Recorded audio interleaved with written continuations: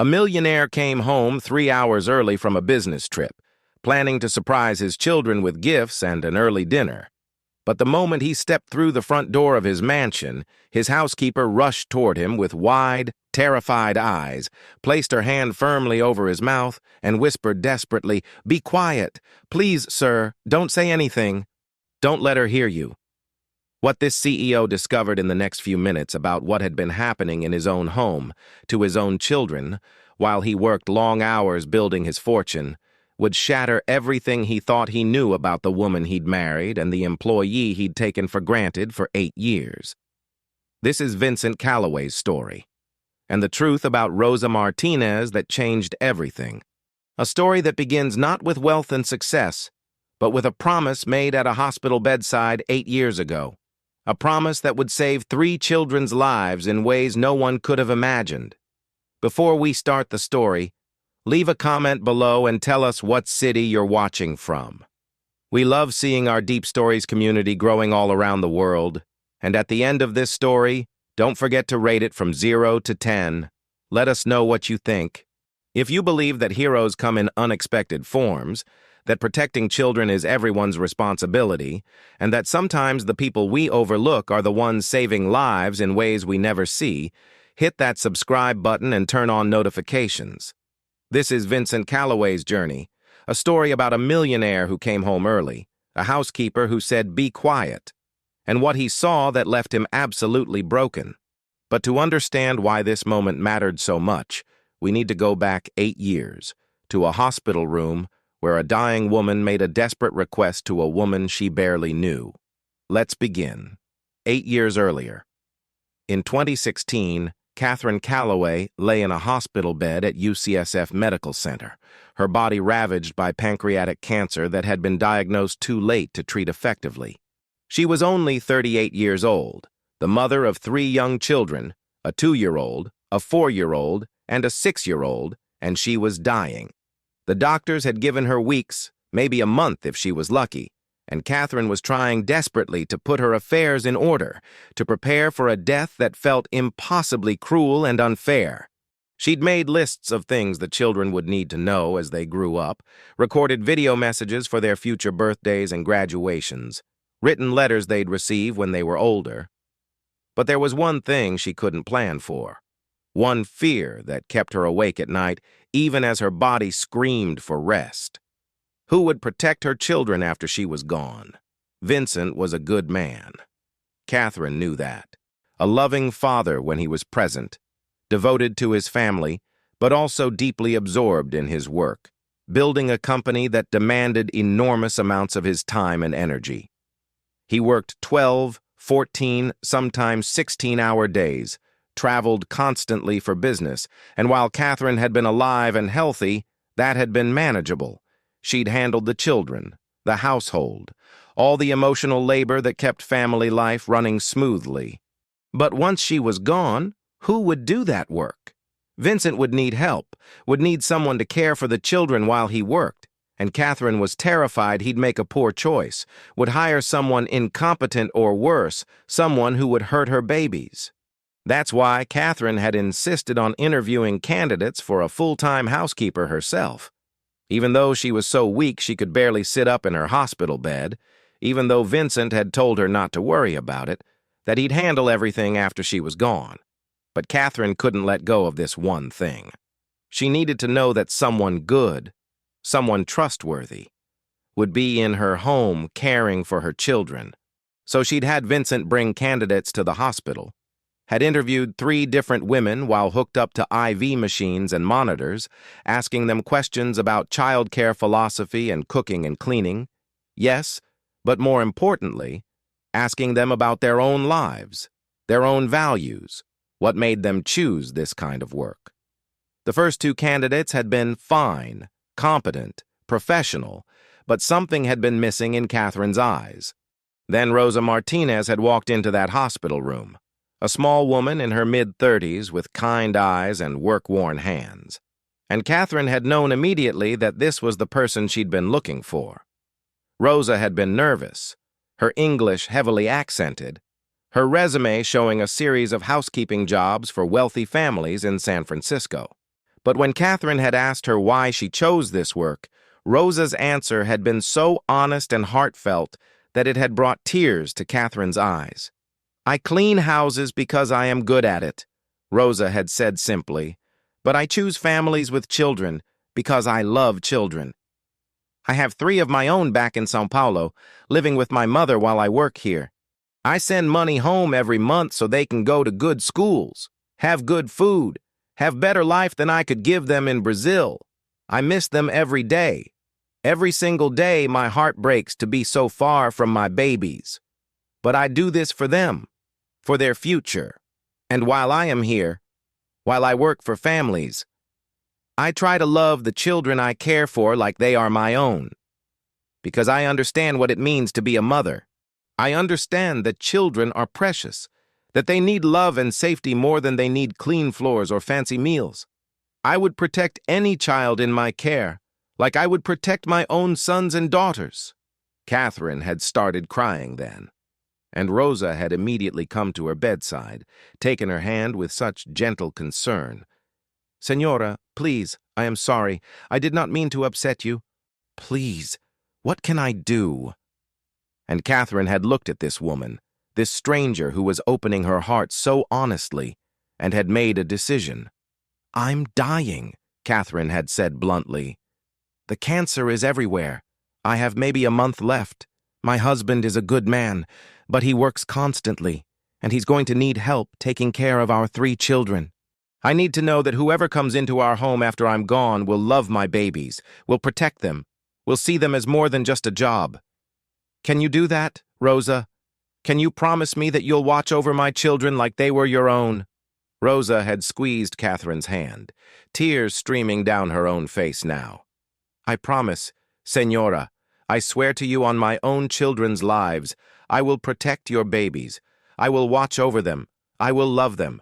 You have my word. My sacred word."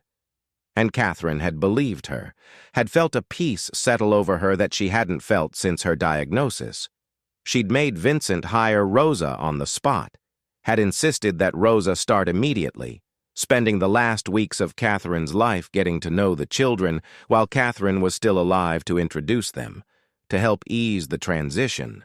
Rosa had been there in those final weeks, had helped care for Catherine when she came home for hospice, had cleaned and cooked and watched the children while Vincent spent every possible moment at his dying wife's bedside. Rosa had taken the children to the park when Catherine needed quiet, had made them simple meals they'd actually eat during that terrible time when nothing felt normal, had held them when they cried without understanding why Mommy was so sick. And 2 days before Catherine died, she'd called Rosa to her bedside one final time, had taken her hand with what little strength remained, and had whispered, "Thank you for keeping your promise. Please don't stop. They're going to need you so much. Promise me you won't leave them." And Rosa had promised again, had meant it with every fiber of her being. Catherine had died on a Tuesday morning in April, surrounded by family, at peace, knowing she'd done everything she could to protect her children even after she was gone. And Rosa had kept her promise, had stayed with the Calloway family through their grief, had been a steady, loving presence for 3 children who'd lost their mother far too young. She'd learned their personalities, their fears, their favorite foods and games and bedtime stories. Alexander, even at 6 years old, had tried to be brave, had tried to take care of his younger siblings. And Rosa had gently encouraged him while also reminding him it was okay to be sad, okay to cry, okay to still be a child. Sophia had been confused and angry, had tantrums and refused to eat, and Rosa had patiently worked through each difficult moment, offering comfort without judgment. And little Michael had been too young to fully understand, had kept asking when Mommy was coming home, and Rosa's heart had broken every time she'd had to gently redirect him to memories of Mommy instead of expectations of her return. Vincent had been drowning in grief those first months after Catherine's death, barely functional, throwing himself into work as an escape from the unbearable pain of losing his wife. He'd been grateful for Rosa's presence, for the way she kept the household running and the children cared for. But he'd been too lost in his own pain to really see how much she was doing, how completely she'd stepped into the gap Catherine's death had left.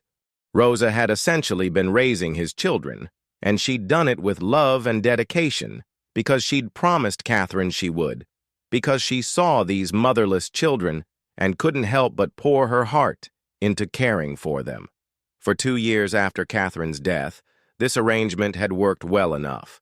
Vincent worked, Rosa cared for the children and the home, and slowly, painfully, the family had started to heal. The children still missed their mother desperately, still had hard days and tears and questions about why she'd had to die, but they were resilient the way children are, finding joy again in small moments, learning to carry their grief without being crushed by it. Rosa had been instrumental in that healing, her steady presence and unconditional affection giving them the security they needed to process their loss. But then Vincent had met Natalie Crawford at a tech industry networking event in late 2018, 2.5 years after Catherine's death. Natalie had been 33 years old, beautiful and charming, working in marketing for a smaller tech company. She'd approached Vincent at the cocktail reception, had struck up a conversation about his keynote speech, had been funny and engaging and interested in him in ways that had felt flattering after years of being defined primarily as a grieving widower. They'd exchanged numbers, had started dating, and Vincent had felt something he hadn't felt since Catherine died. Hope. Hope that maybe he could have a partner again, that maybe his children could have a mother figure, that maybe their family could be whole again. Natalie had seemed perfect in those early months of dating.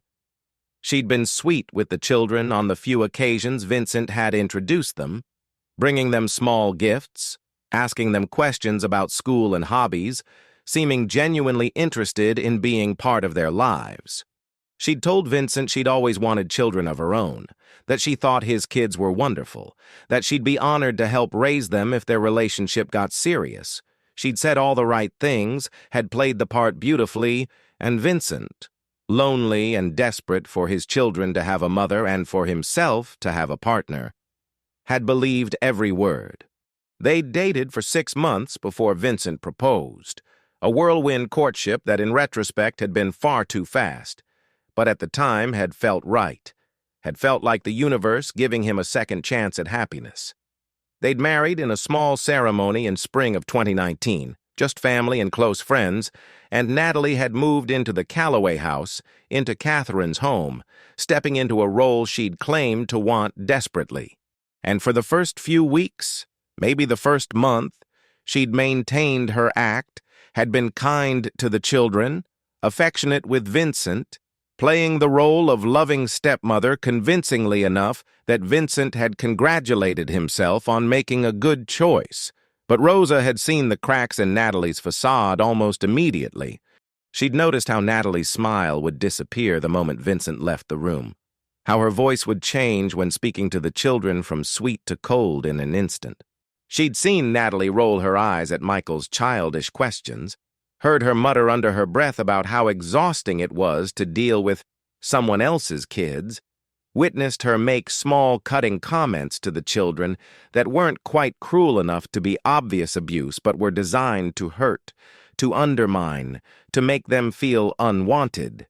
Rosa had tried to intervene gently at first, had tried to model better behavior, had tried to create a buffer between Natalie and the children, but Natalie had quickly identified Rosa as a threat, had started to actively work to isolate Rosa from the children, to limit their interactions, to establish herself as the authority in the household, and when Rosa had tried to speak up, had tried to suggest to Vincent that maybe Natalie wasn't as patient with the children as she could be, Natalie had overheard and had confronted Rosa privately with cold fury. "You work for this family," Natalie had hissed, backing Rosa into a corner of the laundry room where no one else could hear. "You're the housekeeper. You clean and cook and do what you're told. You don't parent these children. You don't make decisions about them. And you certainly don't go tattling to my husband about how I choose to discipline them. Do you understand me?" Rosa had tried to stand her ground, had tried to explain that she'd been with the family for years, that Catherine had asked her to watch over the children, but Natalie had cut her off with a laugh that held no humor. "Catherine is dead," Natalie had said with brutal coldness. "Whatever promises you made to her don't matter anymore. I'm their mother now. I'm Vincent's wife. And if you can't accept that, if you can't stay in your lane and do your job without interfering, then I'll make sure Vincent understands that we need to find a new housekeeper, someone who knows their place, someone who isn't trying to replace me or undermine my authority in my own home." Then Natalie had leaned in close, her voice dropping to a threatening whisper. "And just so we're clear, I know you're here on a work visa. I know how immigration works. One phone call from me claiming you've been stealing, or inappropriate with the children, or any number of things, and you'll be deported so fast your head will spin. You'll never see your own kids again. Is that what you want?" Rosa had been terrified. She wasn't actually on a work visa. She had a green card and was perfectly legal.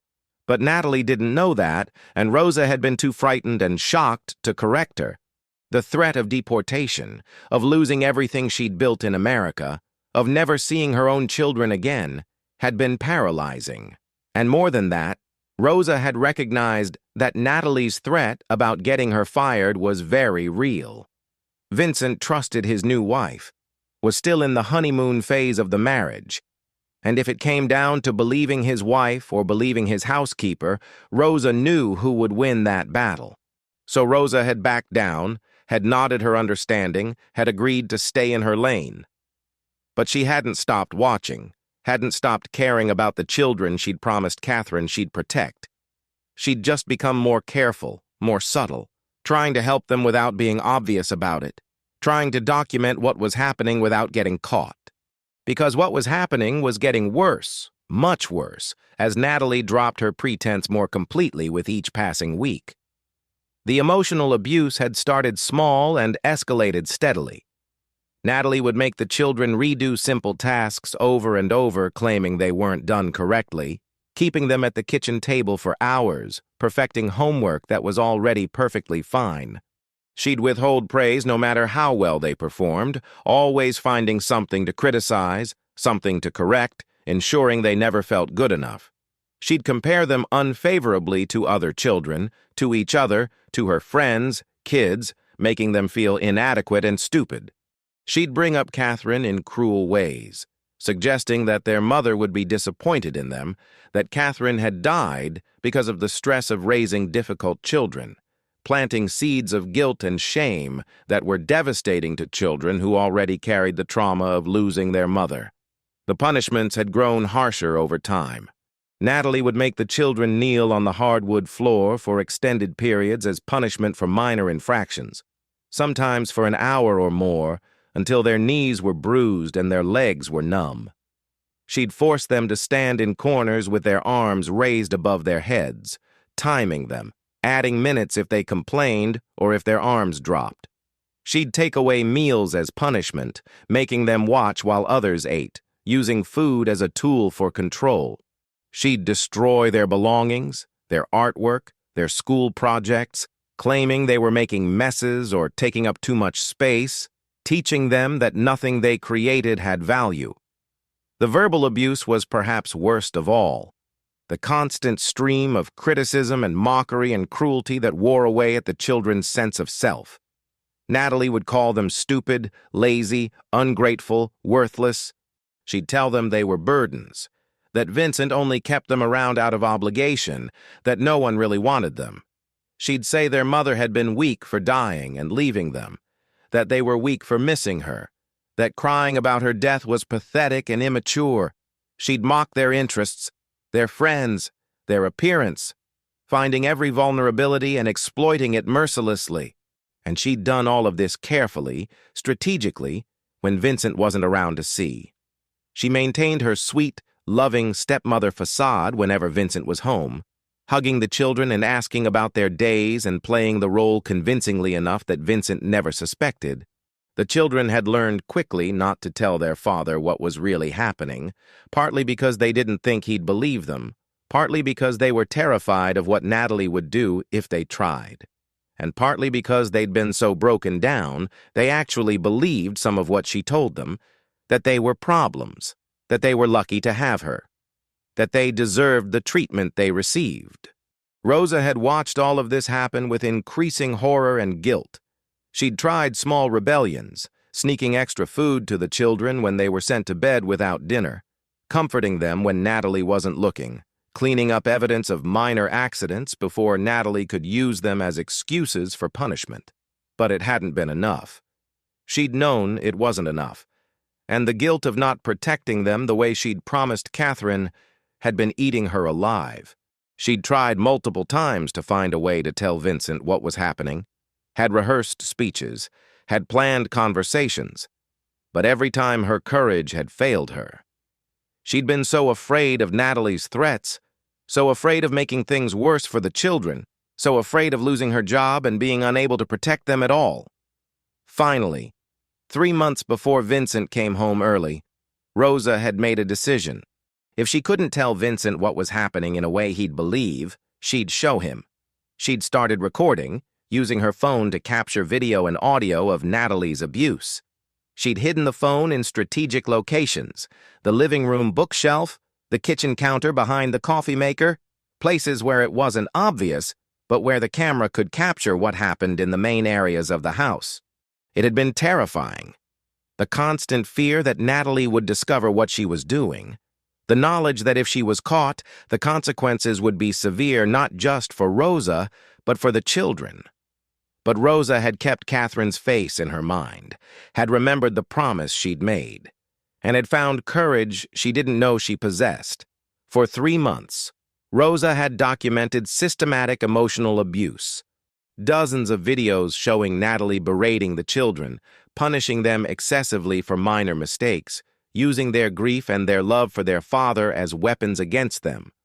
Rosa had backed up every video to the cloud, had kept multiple copies, had built a case that was irrefutable, and she'd been working up the courage to show Vincent, had been planning how to present the evidence in a way he couldn't dismiss or explain away, when Vincent had come home early that Tuesday afternoon and walked right into the middle of one of Natalie's punishment sessions.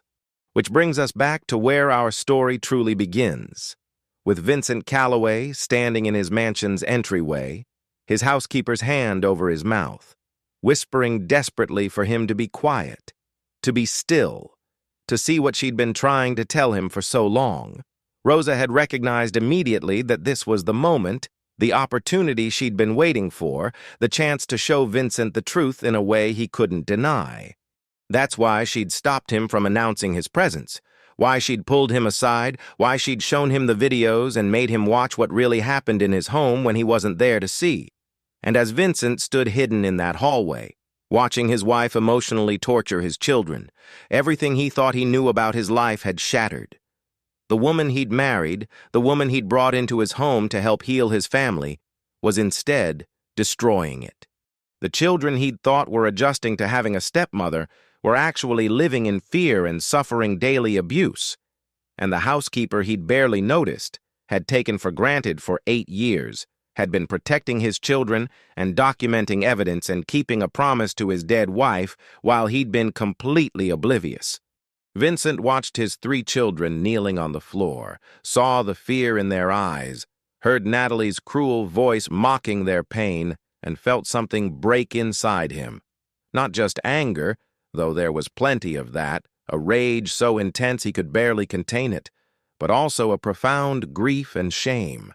Grief for what his children had endured, shame that he hadn't seen it, hadn't protected them, had failed them so completely. He'd been so focused on work, so absent from their daily lives, so desperate to believe that his remarriage had solved their family's problems, that he'd missed all the signs that something was terribly wrong. He'd missed that Alexander had stopped bringing friends home from school, had become withdrawn and anxious. He'd missed that Sophia had quit dance class that she'd loved, had started having stomach aches every morning. He'd missed that Michael had started wetting the bed again, had nightmares, had regressed in ways that should have been obvious red flags. He'd attributed all of it to normal adjustment to having a stepmother, to residual grief from losing Catherine, to anything except the actual truth, which was that his children were being abused in their own home and were too terrified to tell him. When Vincent finally stepped out of hiding and confronted Natalie, when he played the videos Rosa had recorded and watched his wife's face go pale as she realized she was caught, he'd felt a cold fury that was almost frightening in its intensity. This woman had lied to him, had manipulated him, had used his grief and loneliness to gain access to his family and his home, and then had systematically tormented his children for her own twisted satisfaction. She'd never wanted to be a mother to them. She'd wanted the money and status that came with being his wife, and she'd resented every moment she had to spend actually dealing with his children. The divorce had been swift and decisive. Vincent's attorneys had used the video evidence to nullify any claims Natalie might have made for support beyond what the prenup specified. The prenup had been Catherine's insistence, actually. Catherine had made Vincent promise he'd protect the children's inheritance if he ever remarried, and now Vincent was grateful for her foresight. Natalie had walked away from the marriage with almost nothing, bitter and angry but permanently removed from their lives.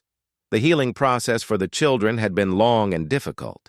Vincent had taken a leave of absence from work, had spent months just being present with his children, rebuilding their trust, helping them understand that what had happened wasn't their fault. They'd started therapy, both individually and as a family, working through the trauma of the abuse they'd endured. The therapist had explained to Vincent that emotional abuse in children could be just as damaging as physical abuse, that his children would carry these scars and would need ongoing support to heal from them. Alexander Y., at 10 years old, had been carrying so much guilt and responsibility. He'd felt like he'd failed to protect his younger siblings, had blamed himself for not being brave enough to tell his father what was happening.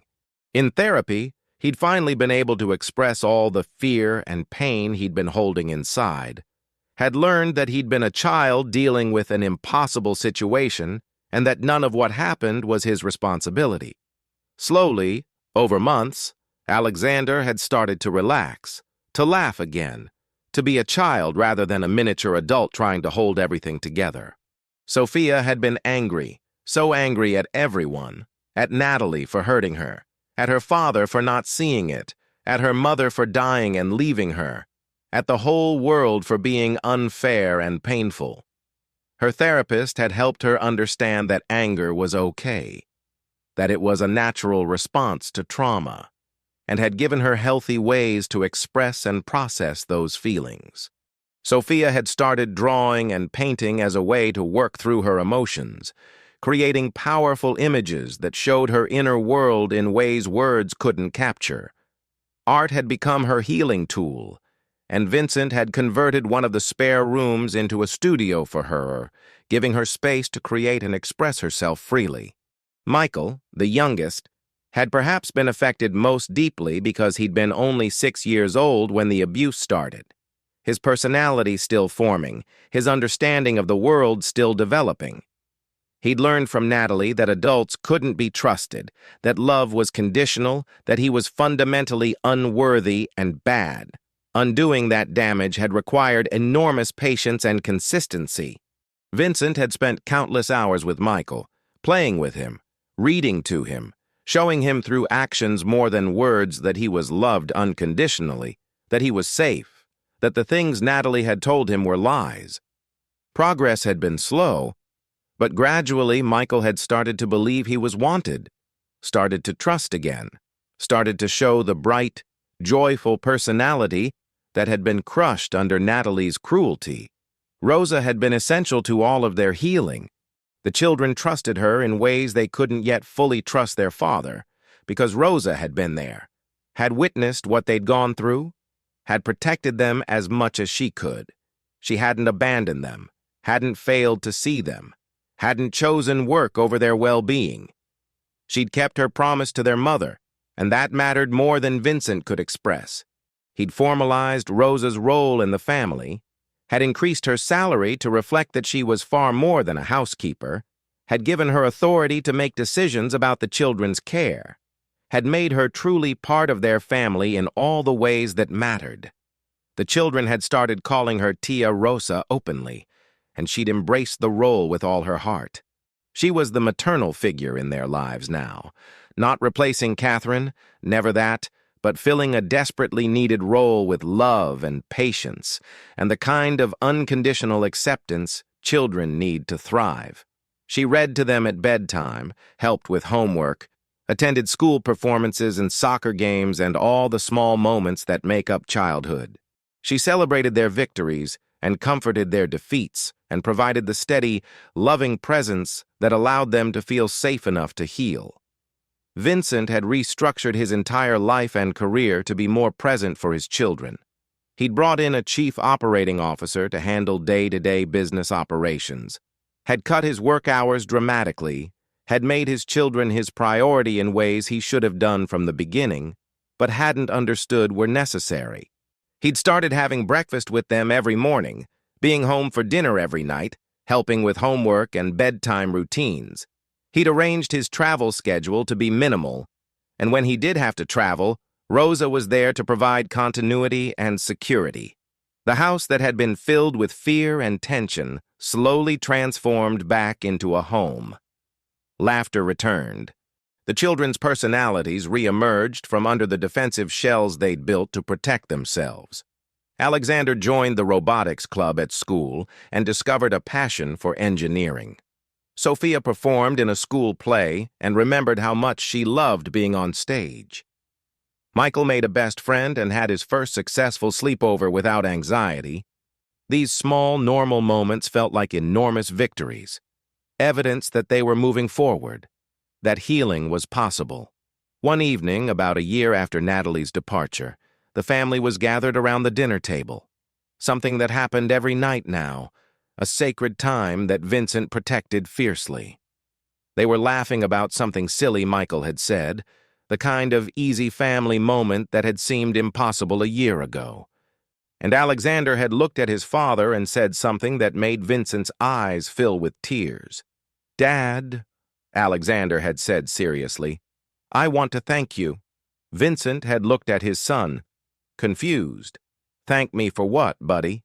Alexander had glanced at his siblings, then at Rosa, gathering courage.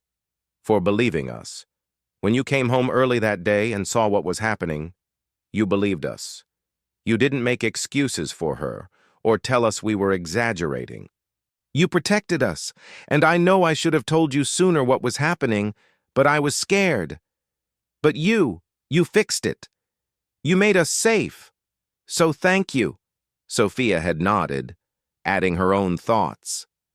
"And thank you for letting Tia Rosa stay, for making her part of our family. She's the one who saved us first, who kept us going when everything was bad.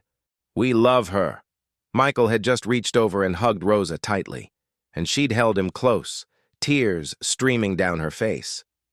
Vincent had looked at his children, at Rosa, at this family they'd built from pain and loss and hard-won healing, and had felt a gratitude so profound it was almost painful. They'd survived. They'd come through something that could have destroyed them, and they'd come through together. "I'm the one who should be thanking you," Vincent had said, his voice rough with emotion. "You kids survived something that never should have happened. You were so brave, so strong, and I'm sorry I didn't see it sooner. I'm sorry I wasn't there when you needed me, but I see you now. I'm here now.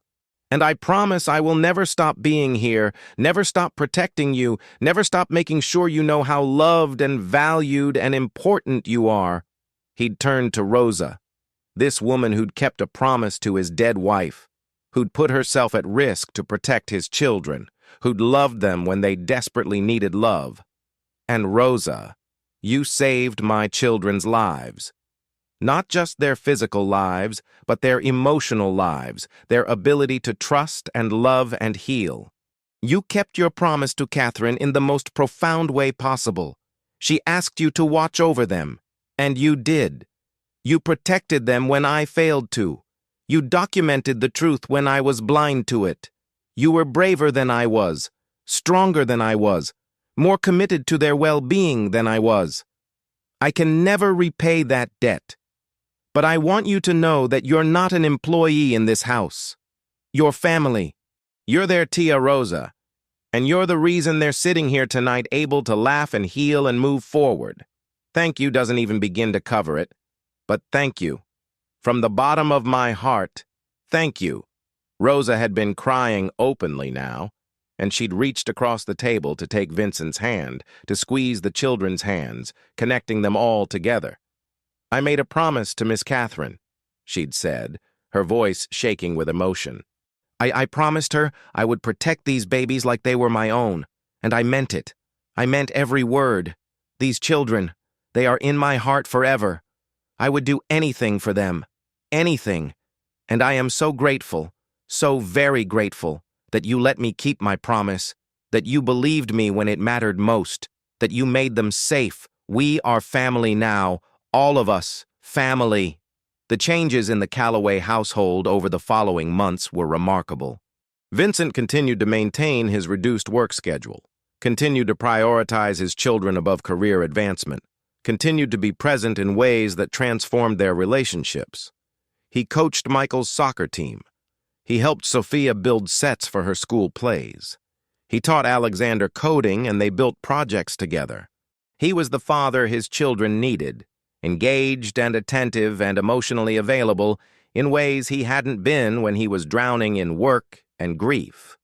Rosa's role in the family continued to evolve and deepen. Vincent had formally designated her as the children's legal guardian in his will, ensuring that if anything happened to him, the children would stay with someone who loved them rather than being sent to distant relatives. He'd helped Rosa bring her own children from Brazil to visit multiple times, had watched how tender she was with them, how much they'd sacrificed being apart so Rosa could give them better opportunities.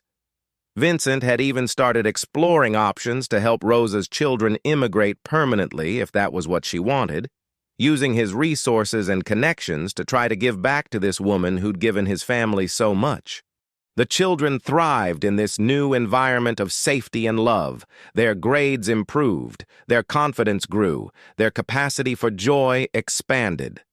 They talked about their mother Catherine with increasing ease, sharing memories and stories, keeping her alive in their hearts in healthy ways, rather than the guilt-laden mentions Natalie had used as weapons. They understood now that their mother's death had been an illness, a tragedy, but not their fault, never their fault.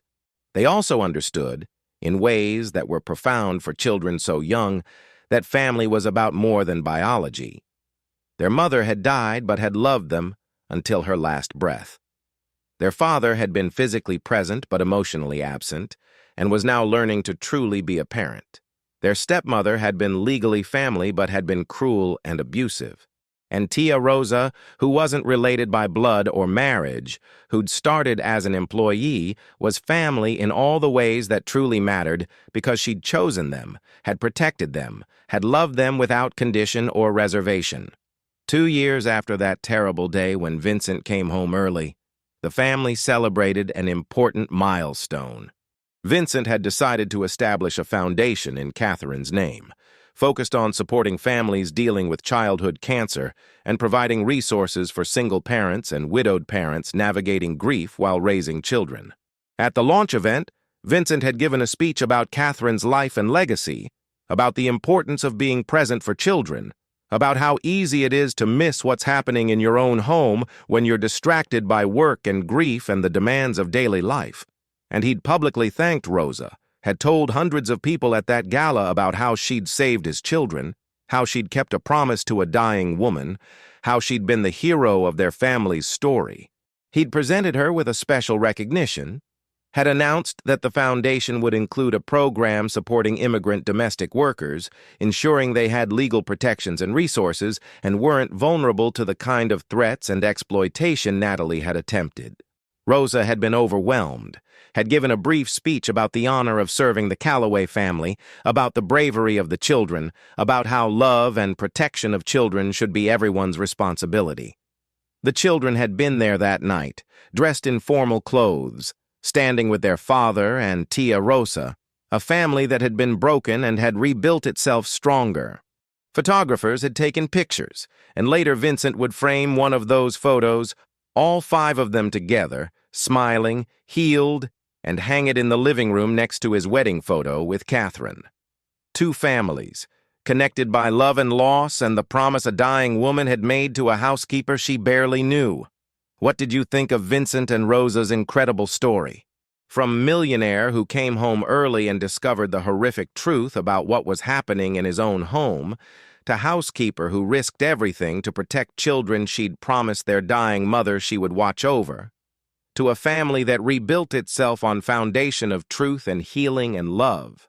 This story shows us that heroes come in unexpected forms, that protecting children is a sacred responsibility that transcends job descriptions and social class, that courage sometimes means documenting truth even when you're terrified of the consequences, and that families are built on love and safety and choice, not just biology or legal documents.